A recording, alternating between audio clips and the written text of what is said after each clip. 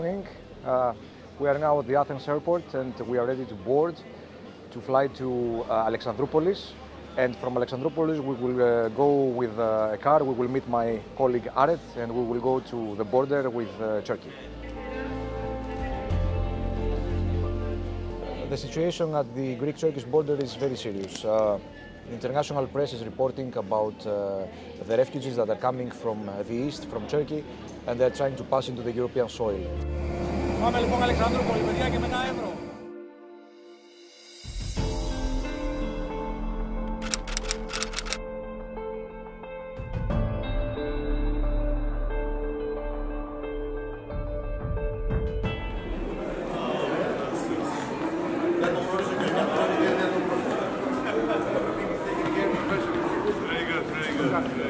So we are here with Aret. So just arrived in Alexandroupolis. Just arrived. He came from Sofia. Yes, yes. And we came from Athens, and now we are heading to the border near the Evros River, the village of Kastanies. Athanasios, how it is perceived in Greece, the fact that now around 1,000 Turkish special force police will be sent to the border? Well, from what we listen, there is a climate being built at the moment from the media that all this situation is orchestrated by Turkey to hurt Greece. There was a press conference given by the Minister for Domestic Affairs of Turkey. And there was a journalist asking whether these figures given by Turkish authorities that more than 100,000 refugees already left Turkey to Greece using the land border, that this figure couldn't be confirmed by the local authorities. And this minister, he was so harsh against this journalist about, he said to him, "Are you working for the Greek people?"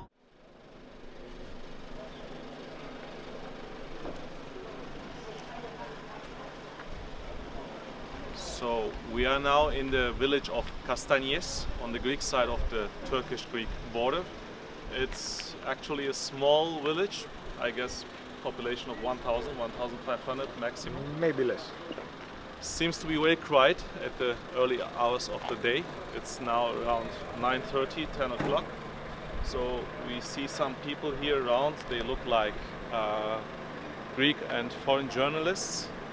The border is, as you can see, it's closed, and now we will try to get in touch with some human rights people, some local politicians, journalists and NGO representatives to get a full-fledged picture of the refugee crisis. Βλέπουμε ένα καλά οργανωμένο σχέδιο από την απέναντι πλευρά να σπάσουν τα σύνορα της Ελλάδος, τα ευρωπαϊκά σύνορα δηλαδή, και να μεταφέρουν αυτές όλες τις καθοδηγούμενες μεταναστευτικές ροές, που ίσως δεν είναι και μόνο μεταναστευτικές ροές, να τις φέρουν μέσα στην Ελλάδα. Down that road is the actual frontier. Here is the gate and the customs. The images that we have seen in the media from people crowded on the Turkish side, beyond the fence, the military fence, is just down the alley. Διαβάζουμε στα ξένα μέσα ότι έρχονται και κάποιοι από την Ευρώπη, Αυστριακοί, Γερμανοί, από ακροδεξιές οργανώσεις, σαν πολιτοφυλακή κλπ. Έχετε κάποια ενημέρωση πάνω σε αυτό? Όχι.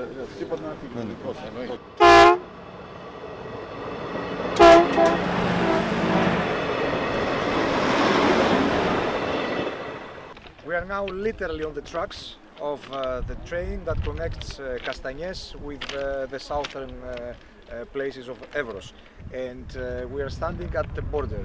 So you can see the Greek side, and the barracks over there belong to the Greek guard with the green color. And beyond the fence, down, the pink color is the equivalent barracks of the Turkish military. By the fence, we can see now Greek officers patrolling the area. This is the place where the refugees and the migrants were standing the previous days. The reporters here say that there are about 20,000 people trapped in between. And from time to time too, you hear that, the shoutings of the crowd. So there must be a huge amount of people which you cannot see from the point where we are standing because of the trees and the barracks, but you can hear them. You can also see the big city of Edirne We were told by people from here that every Friday on the Turkish side there is a big market for vegetables, for meat, for everything, and that the Greek people, that they every Friday go to Turkey in order to buy vegetables and meat and other stuff. But since the developments here on the border with the refugees, this border is completely closed for the civilians. And so the people here living in Kastanies on the Greek side, but also on the Turkish side, so they are also negatively affected by the developments. At the moment we have gathered enough information. We know that the foreign media they understand that this is a power game between Turkey and the EU. Because of the measures taken by the Greek government, we have only a few efforts to cross the border by immigrants and refugees throughout the entire borderline.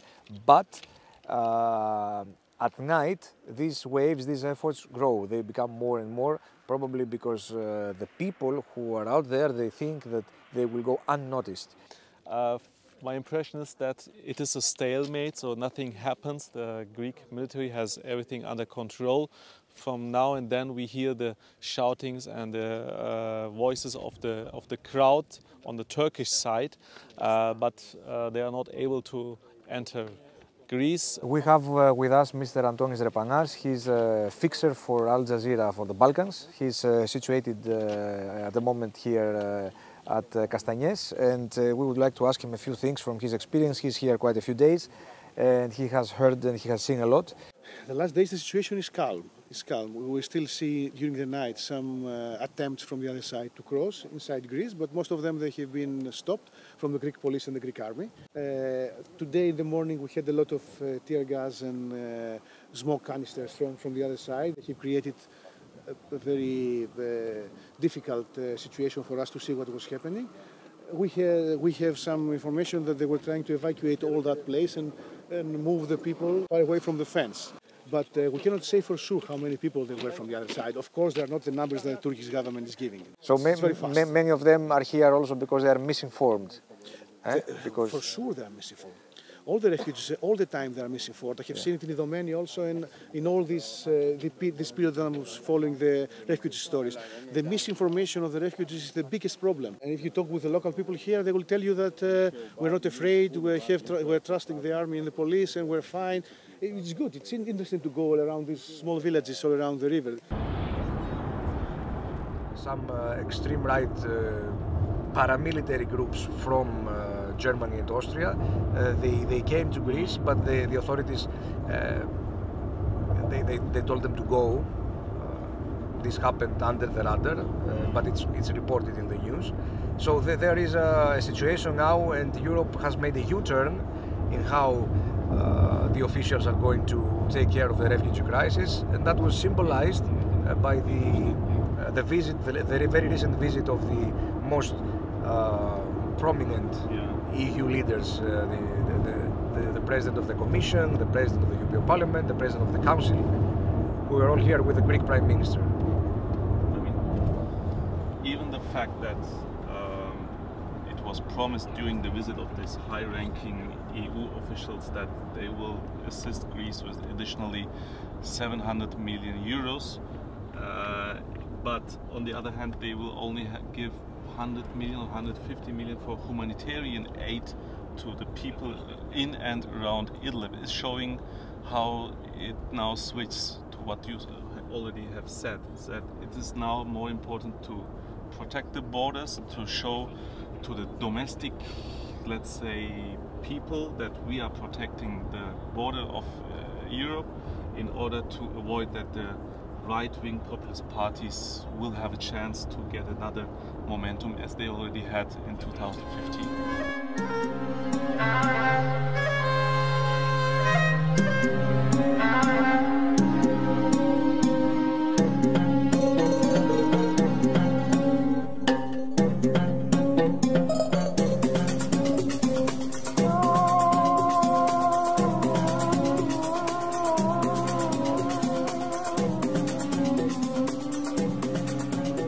Now we are in the city of Edirne, the ancient Adrianopolis, It is a Turkish city close to the Bulgarian-Turkish border, because on the Greek side the situation is quite calm. It's under military control, so we had no chance to see any refugee. But it is said that thousands of refugees are in Edirne and around Edirne. And already on our way we saw many refugees wandering in the city, maybe trying to get to the other side of the border, or already on their way back home, which means Istanbul, Ankara and other Turkish cities where they came from 1 week ago. I would say that it is just an ordinary day here. We have seen a lot of refugees wandering around in the city center. However, what we want to do now is to approach the same spot that we were in the morning, but this time from behind, from the Turkish side. We are trying to go a little southern and closer to the border with Greece and follow the river.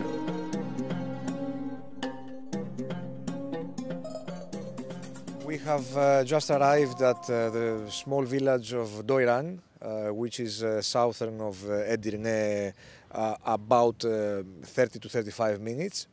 So we are standing now in Turkey, and if you see just across the river it is Greece. We see that there is a tower, a patrol tower with a soldier, a Greek soldier, and the Greek flag. Until today, this was what we were told from people from this village, Doyran, that the refugees were still here, hoping to get to the other side, to Greece, to the European Union. And some of them already left yesterday, late in the evening, and the rest they left today. And we were told that they were collected by buses. But we don't know whether these buses were organized by Turkish authorities or these were, let's say, private buses. We don't know. I mean, we see all around this place garbage, full of garbage, and it's easy to detect that these belong to people, to refugees, because you see, let's say, food for babies and other stuff which were needed for babies. And the old lady we talked to at the entrance of the village, she told us that this place, the entire village, was full of refugee people for almost 1 week. And they suddenly left yesterday. Most probably they are now back in Istanbul, Ankara and other cities where they came from. The good thing is that we are here and we have witnessed the proximity to the river and the situation. Yeah, indeed, the waste here reveals that the people are using first aid things and they have children with them.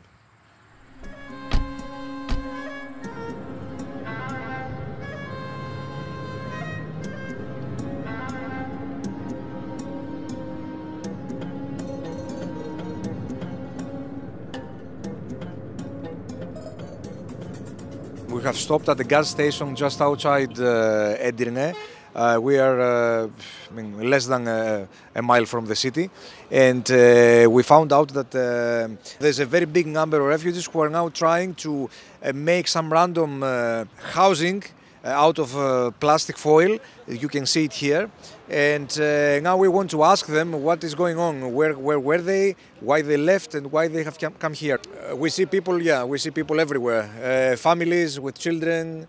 They just said that they stayed for almost a week in this house, or what is left from a house, and then they were forced to leave it. They are not allowed to go to Doyran, but they are also not allowed to go back to the cities where they are coming from. So they are forced to stay here. Yeah, there are a lot of people. There are a lot of people everywhere.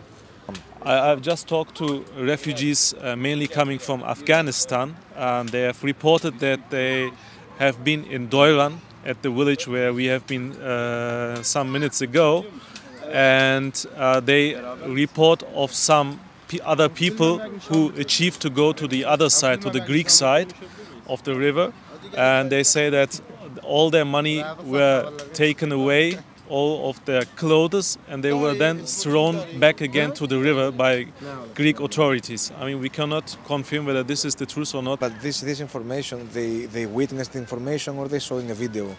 He says there are even videos.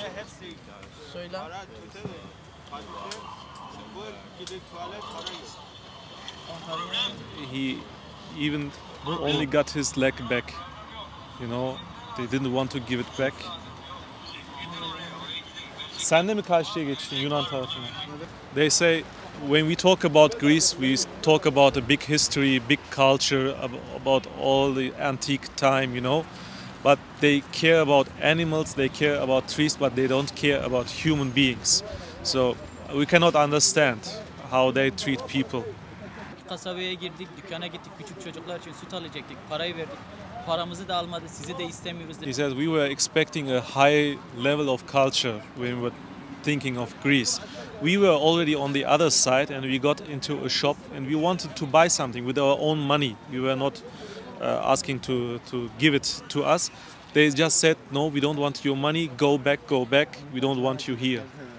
I mean, he says, how can Greek people sit now in their houses watching TV in warm atmosphere, eating and drinking and thinking of what happened to us, because they pushed us back and they treated us like animals. There's already a lost generation. We only want that the next generation is not lost as the ones as we are.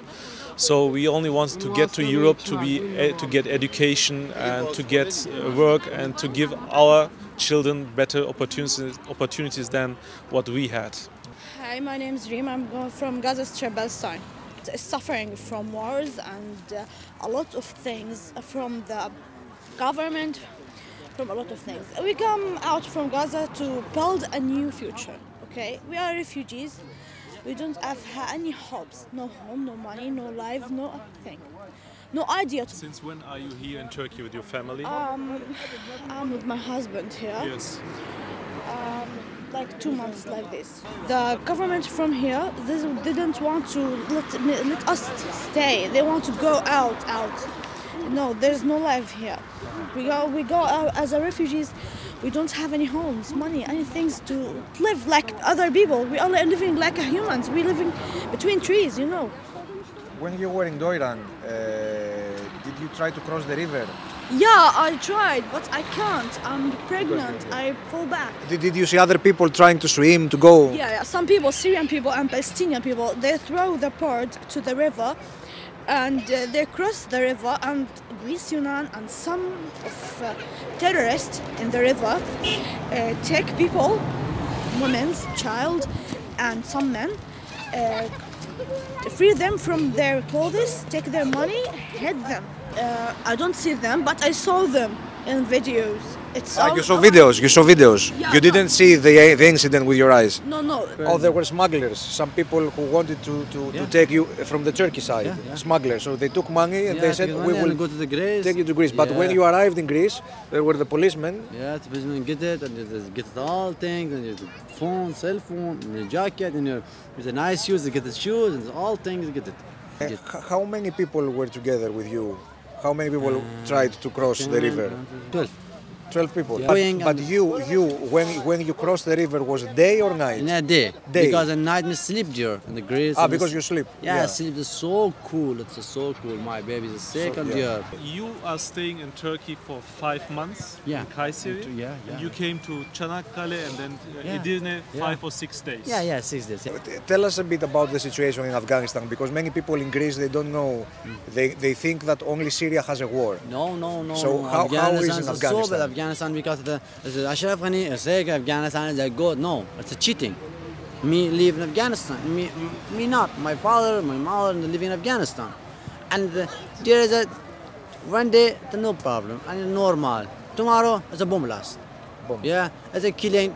300 men, 300 women. They say no. It's a newspaper. No. It's a 20-25 men. It's a killing. No, it's a cheating. Would you like to be in Greece, or you say no? I just want to pass through Greece and go to Germany, to France. Because Greece opening the doors. We are all country. We go to other country. We not. Greece say you just live in there. Me live in the Greece. You know. Yeah. Because Greece is Europa. You live in Greece and you live in Europa. You get a passport. Better than in Afghanistan. Yeah, and better than Afghanistan. Because you can't live in Afghanistan. Other country, other man in country, can't live in Afghanistan. Because Afghanistan is a war. You can't sleeping, the good sleeping for Afghanistan. You can't.